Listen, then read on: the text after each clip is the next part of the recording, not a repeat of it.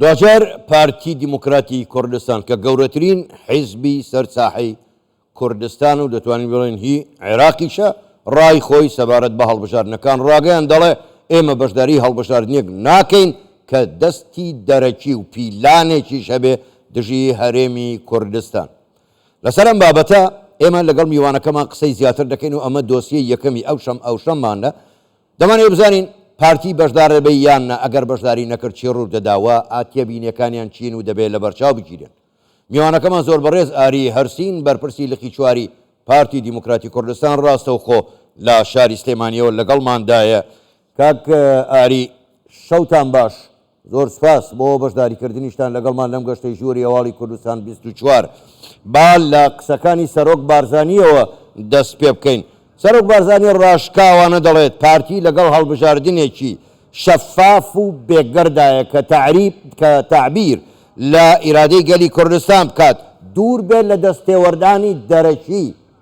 بۆچی دەستێوەردانی دەرەکی لە ئێستاوە ئامادە کراوە بۆ ئەم هەڵبژاردنە؟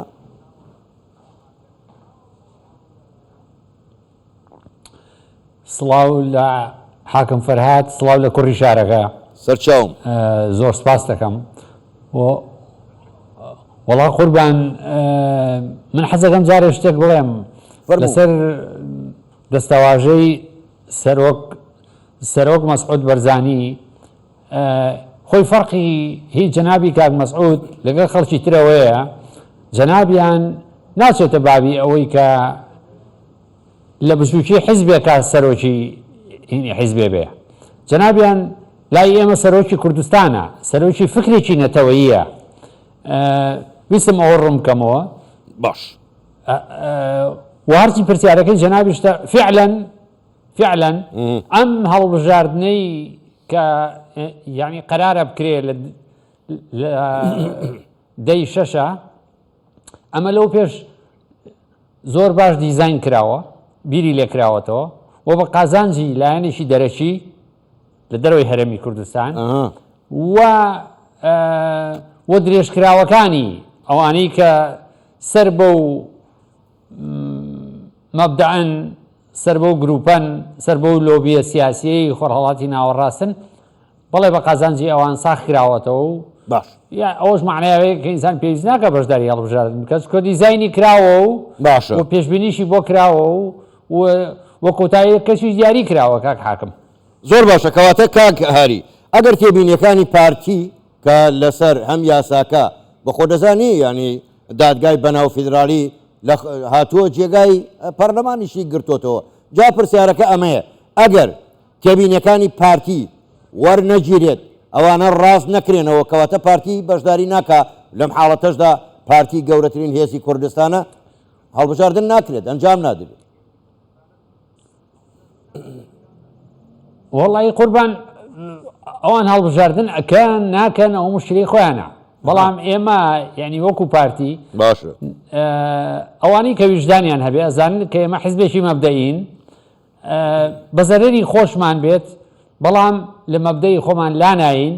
ئەگەر بێت و یعنی بە هەموو منطقێک ئەگەر بێت و بەبێ پارتی هەڵبژاردن بکرێت، ئەوە عێراق و ئەنی کەوتم عێراق ئەوە ڕسمە گەورەکەیە، هەرێمی کوردستانیش ئەوە یعنی بەڕۆڕووی زۆر کێشەی گەورەترە بێتەوە. باش ئەوە حقەتە یعنی زۆر باشە. کاک ئاری پارتی دیسانەوە تێبینێکی تری هەیە، هەمومان نەزانی کۆمسیۆنی باڵای سەربەخۆی هەڵبژاردنەکانی عێراق نە سەربەخۆیە و نا هیچ، دەڵێت دەبێ یۆنامی. ئەگەر یۆنامی سەرپەرشتی هەڵبژاردنەکان بکە لەو کاتەدا پارتی ئامادەیە بەشداری هەڵبژاردن بکە. باشە ئەی ئەگەر یۆنامی ئەوەی نەگرتە ئەستۆ؟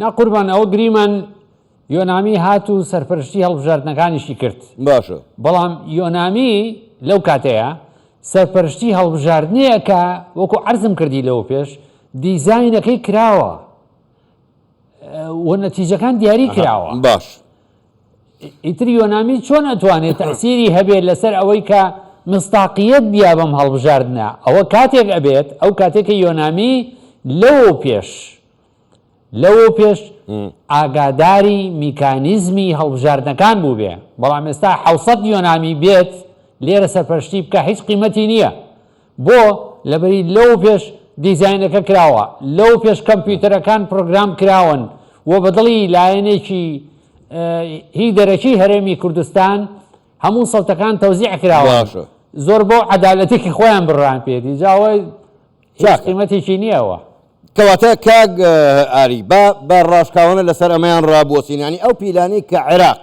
لە ڕێی دادگای بەنێو فیدراڵی و لایەنێکی دەرەکی و ئەندێ لایەنی خۆشمان لایەنی کوردستانیش بۆ نەهێشتنی قەوارەی هەرێمی کوردستان نییە ئەوەی کە 100 ساڵە خەباتی بۆ دەکرێت و بە خوێن هاتۆتە دی بۆی لە ڕێم هەڵبژارنەوە ئەوەش نێڵن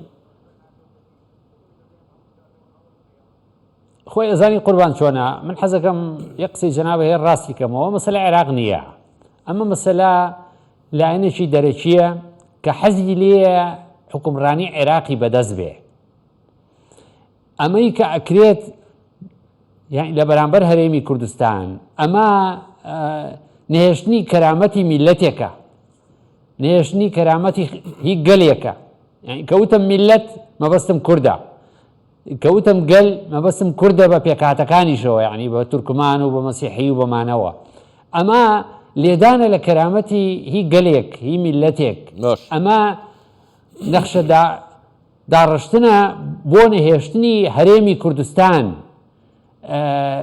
زۆر بەڕوونی یعنی ئەمە یعنی کەم عێراق زۆر کەم عیلاقەی بە عێراقەوە هەیە زۆر عیلاقەی هەیە بەسەر دەرەوەی عێراق باش زۆر بەڕێز ئاری هەرسین بەرپرسی لقی چواری بەس ئێمە ئەوەی کە تێی ناگەین بەڵێ فەرموو ئەوەی کە تێی ناگەین کاک حاکەم بەڵێ هین عەجەبە ئەم هەموو دۆلی عەرەبیە هەیە ئەوان چۆن قوبوڵی ئەکەن